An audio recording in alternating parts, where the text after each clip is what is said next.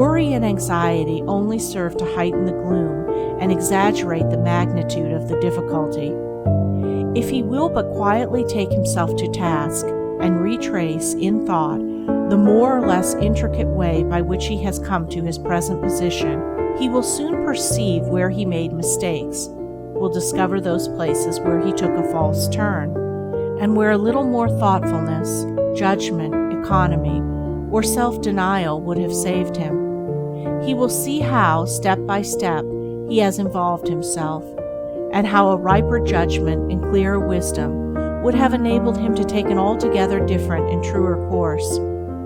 Having proceeded thus far and extracted from his past conduct this priceless grain of golden wisdom, his difficulty will have already assumed less impregnable proportions, and he will then be able to bring to bear upon it the searchlight of dispassionate thought, to thoroughly anatomize it, to comprehend it in all its details, and to perceive the relation with which those details bear to the motive source of action and conduct within himself. This being done, the difficulty will have ceased, for the straight way out of it will plainly appear, and the man will have thus learned, for all time, his lesson, will have gained an idea of wisdom and a measure of blessedness of which he can never again be deprived. Just as there are ways of ignorance, selfishness, folly, and blindness, which end in confusion and perplexity, so there are ways of knowledge, self-denial, wisdom, and insight, which lead to pleasant and peaceful consummations. He who knows this will meet difficulties in a courageous spirit, and in overcoming them will evolve truth out of error, bliss out of pain, and peace out of perturbation. No man can be confronted with a difficulty which he has not the strength to meet and subdue. Worry is not merely useless, it is a folly, for it defeats that power and intelligence which is otherwise equal to the task.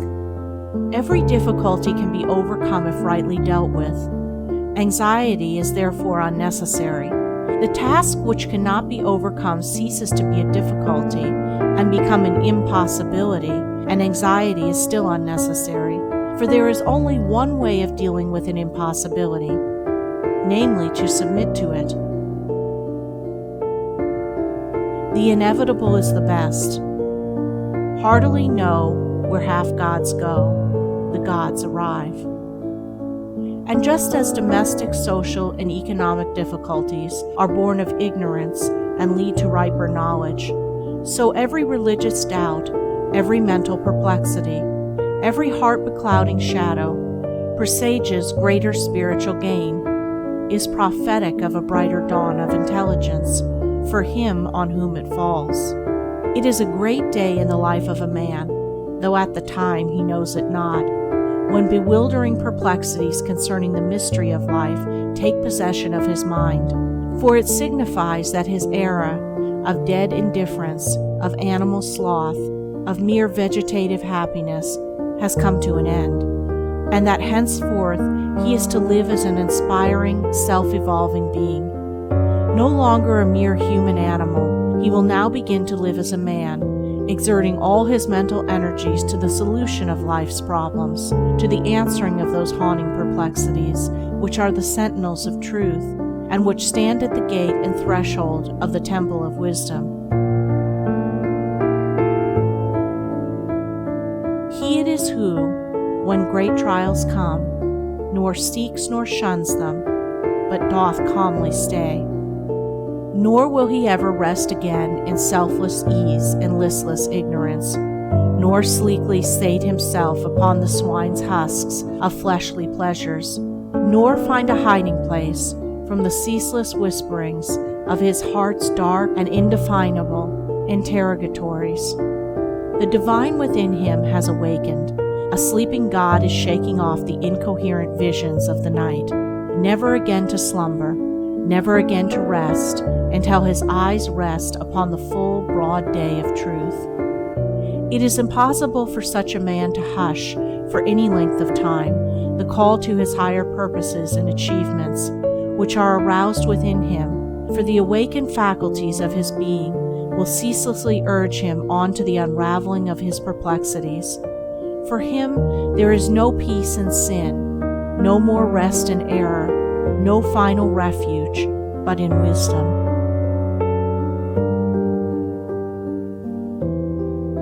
Great will be the blessedness of such a man, when conscious of the ignorance of which his doubts and perplexities are born, and acknowledging and understanding that ignorance, not striving to hide himself from it, he earnestly applies himself to its removal, seeks unremittingly, day after day, for that pathway of light, which shall enable him to dispel all dark shadows, dissolve all his doubts, and find the solution to all his pressing problems. And as a child is glad when it has mastered a lesson long toiled over, just so a man's heart becomes light and free when he has satisfactorily met some worldly difficulty.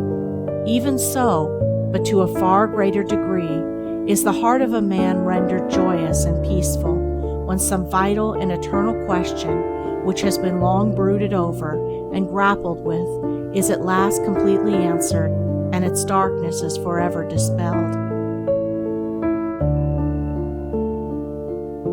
Do not regard your difficulties and perplexities as portentous of ill.